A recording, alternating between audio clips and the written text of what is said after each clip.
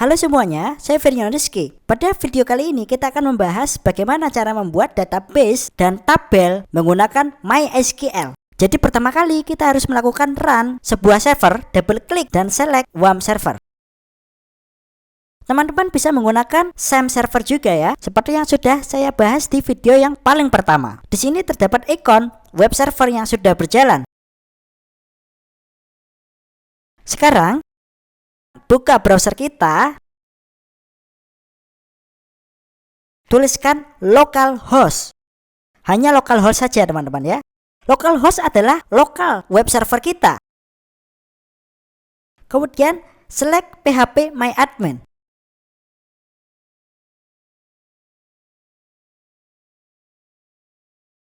Dan teman-teman akan dimintakan untuk menuliskan username dan password. Secara default, username adalah root dan password dikosongkan saja, oke?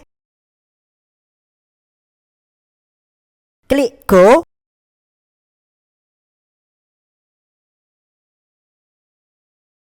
Sekarang, bagaimana cara kita untuk membuat suatu database menggunakan MySQL? Klik pada database. Misalkan, nama dari database ini adalah company. Oke, jadi di sini saya sudah menuliskan company, kemudian klik pada create. Sebelum kita klik create, jika database teman-teman mengandung bahasa yang lain seperti bahasa Arab dan yang lainnya, maka teman-teman perlu untuk mengubah collection. Yaitu kita pilih UTF-8 General CI. Ini adalah sebuah encoding yang support pada bahasa Arab dan yang lainnya ya. Jadi di sini saya tidak perlu untuk melakukan setting collection, kita lanjutkan saja. Nah, seperti yang bisa teman-teman lihat di bagian kiri, kita sudah berhasil membuat database bernama company. Nah, bagaimana cara kita membuat suatu table di dalam database ini? Oke. Klik pada database ini. Kemudian di bagian nama, misalkan kita tambahkan EMP yang berarti employee, dan ini adalah jumlah kolom pada tabel. Nah, ini sesuai dengan kebutuhan teman-teman, oke? Klik go. Nah, inilah nama dari kolom dan ini adalah tipe data dari kolom. Kita tambahkan data pada kolom yang pertama. Yang pertama ada ID, kolom yang kedua name, dan yang ketiga salary atau gaji.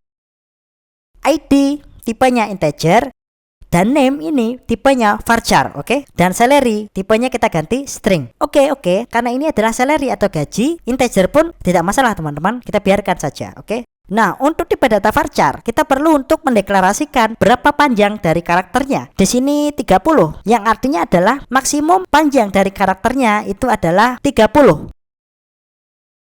Sekarang kita klik pada save. Nah, bisa teman-teman perhatikan di sini kita sudah mendapatkan tabel bernama EMP di dalam database company.